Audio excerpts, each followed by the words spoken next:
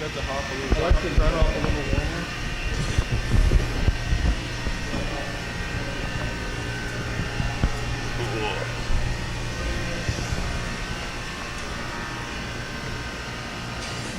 So we've got a 20 barrel, 2-vessel brew house from HDP out of Cambridge. It, of course, wasn't made in Cambridge, it was made in China, but at least it's somebody local that I can go to for a problem. So we got a mash on here where we pushed the mash tun to its limit, I think. We're up nearly to the top of the rigs. So we should be getting a beer coming out probably 7.5%ish, if all goes well. So we mashed in. Now we're just letting the enzymes do its trick, or do their it smells trick. beautiful too. It does, doesn't it? Yeah. You can really get that Cara Munich 2 out of it. So a little bit of wheat in there, some Cara Munich 2, and some good old Canadian pale malt. We're lucky in this area because we got one of Canada's largest malt suppliers is right down the street from me, Gilbertson and Page. So we usually get malt pretty quickly. So we'll steep it for an hour, then we'll start to transfer and the sparge. And I'm guessing with that much grain there, our transfer is going to be probably a couple hours, maybe even more. We'll just keep it a little close, keep it warm, and let it do its trick. Alrighty. So once it's done mashing, then we transfer it over to the kettle. 20 barrel kettle. So we'll tend to transfer probably 3,000 liters into here. With a sort of the hop dosing that I do, we leave a lot behind because we just can't use our middle draw off port. So we tend to leave probably 350 to 400 liters behind, which is a lot, and we've got to find a way of fixing that.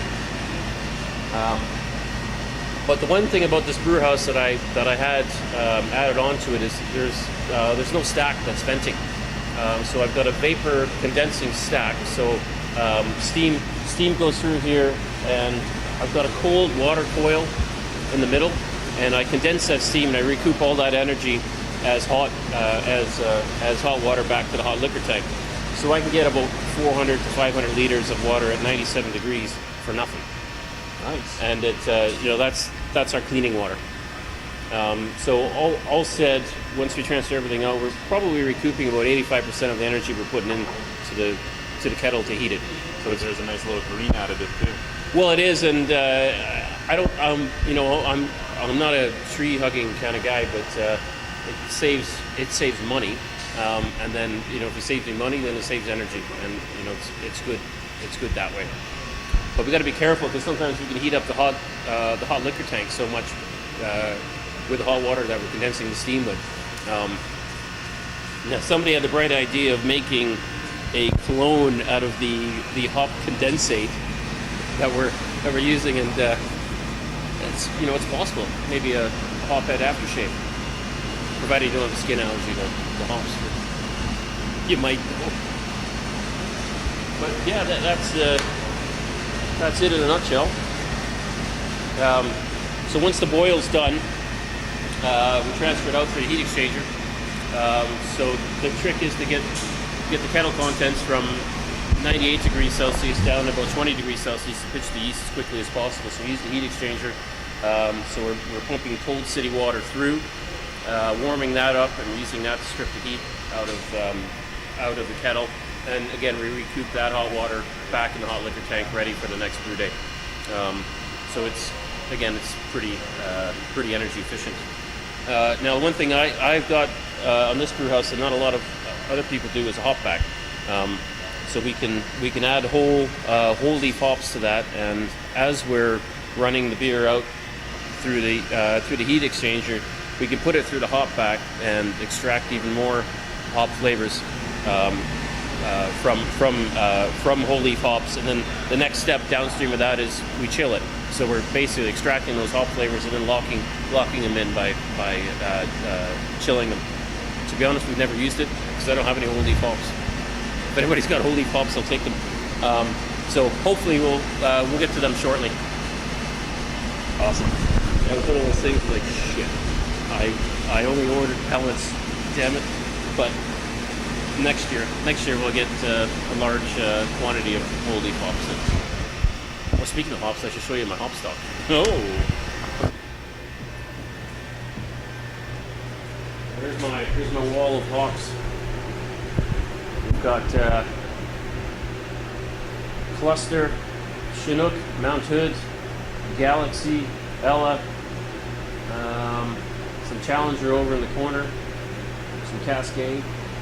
That is a big wall of hops. That's a big wall of hops. It's probably got 2,100 kilos, maybe 2,200 kilos of hops there. So it should hopefully last me 18 months or so. But, if you contract it, then if I don't get the hops and being, a guy that likes to brew hoppy beers, then I'm screwed. So Yep. I just bought it all. Again, I So can that negotiate. you can make your beer. Yes, exactly. And so the price I paid was the same price. So the price I paid for these hops was the same price I was. Come on, brain. The quotes I got from Ontario hop suppliers were like $16 a pound. I paid $16 a kilogram, so it's 2.2 times cheaper. So again, if you buy in bulk, you can save some money. So we've really got enough hops to last us a while, or not. People buy more beer. Keg cask washing station. It's a little bit disjointed now. So up top is those are my firkins from Britain. I brought those over, so that's my original color banding: the black, the red, and the green. Every brewery in Britain has their legally registered colors, so you can quickly tell your cooperage from somebody else's. And those are mine, so I just decided to carry that through in the cooperage, the kegs and casks I bought for the brewery here. They got the green slightly wrong, but the color banding's still there, and it does make it easy to spot. So I think all told, I've got about 740 kegs and casks in my cooperage. So again, you were making sure you were ready. Yes. Well, if I don't have kegs, then Yeah. you can't sell. Can't sell it. And for every keg you have filled, or sorry, for every keg you sell, you need to have 3 other ones because maybe the bar hasn't tapped that one. It could be some you haven't picked up that are dirty. It could be some in process that need to be cleaned. So for every keg that you sell, you need to have 3 behind that. So it's a very intensive, cost intensive process. But right now we got lots lying around. So hopefully we'll be growing into it quickly. And then all the bottle caps, bottle crowns up top. 400,000 of them. And they have a logo. They have a logo. We can give you some to take home. Yeah. What else? We're getting low on our stock of bottles. I had like 10 pallets of bottles when we opened. So now we're down to 2 and a bit, I guess. So it's getting near time to reorder some of them.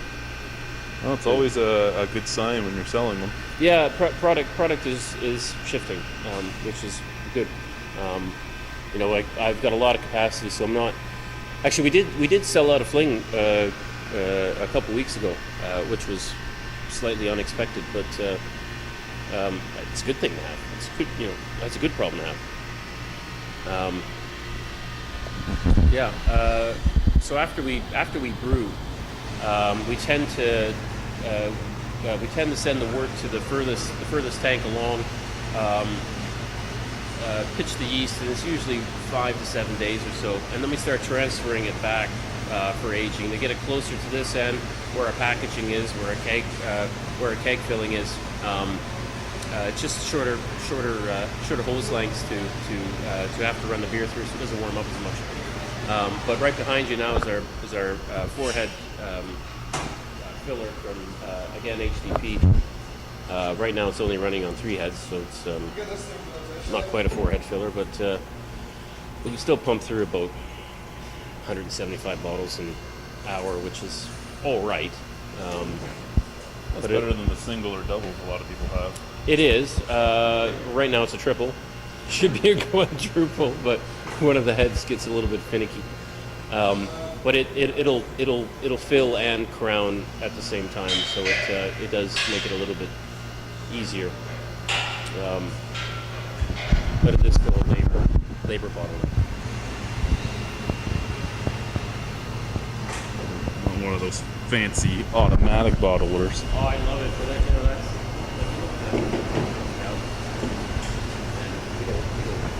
we don't have that kind of money right now. So typically, as I said, we'll transfer back across. Sometimes we'll have two batches of the same beer, which will blend in the big 40 barrel tank. Right now we had about 4,200 liters of fling in there, and I think we're down to about 1,900 now. It just allows us to maintain a little bit of product consistency. You know, being a microbrewer, that's one of the tougher things. But she's a big tank. It's not very easy to clean because you still have to climb inside and try to, check it, to manually check, to make sure it's clean.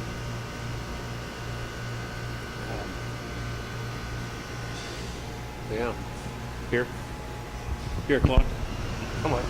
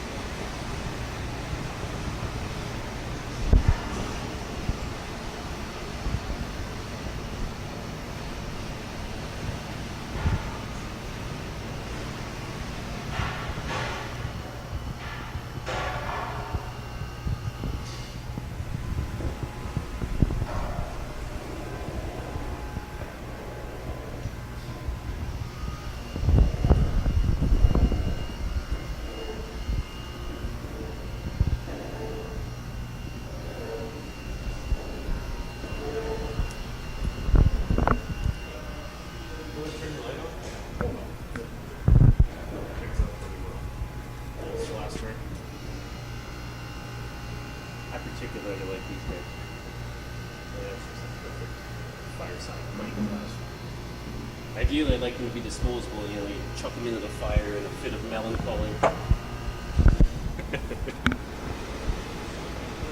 We got some soaps too. There's a local lady that makes soap, so we have some soap made with Fling, soap made with Bystander. I've actually never tried it yet. And some bags.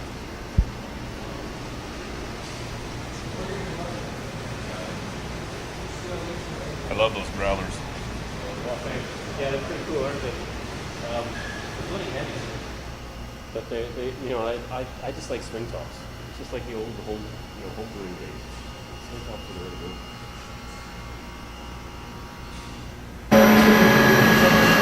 That's good. You alright? Yeah, as long as it's nice. We can hold that in with your hand, basically. I saw your butt.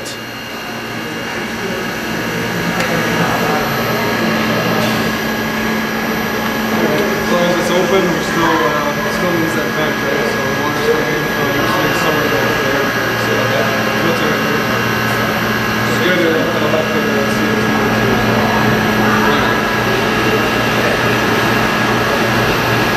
Just wait. Check on our tank here.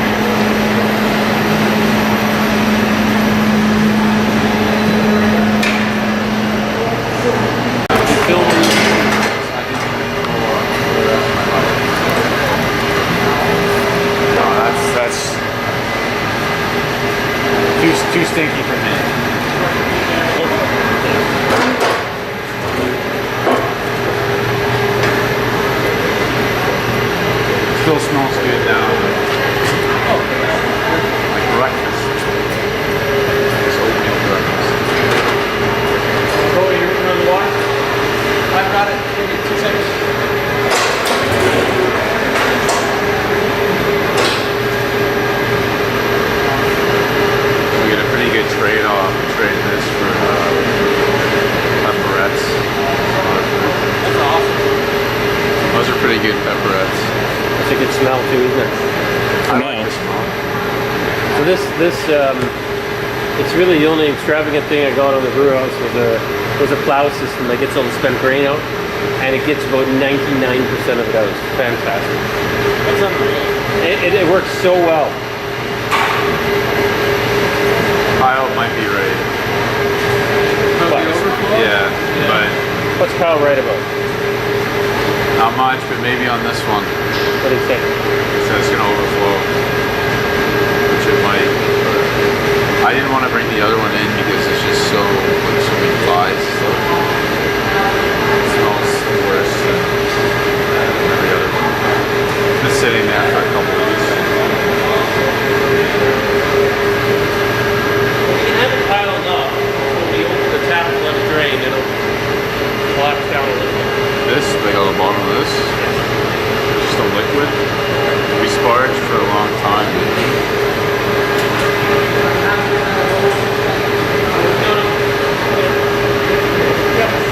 I'm surprised how much is still coming out. It doesn't look like it. That's it, yeah. Oh, or not, yeah. I mean, even if we take a bucket and clear off the top, you know what I mean? What's that? Don't worry if it hits the floor. It's a lot of grain.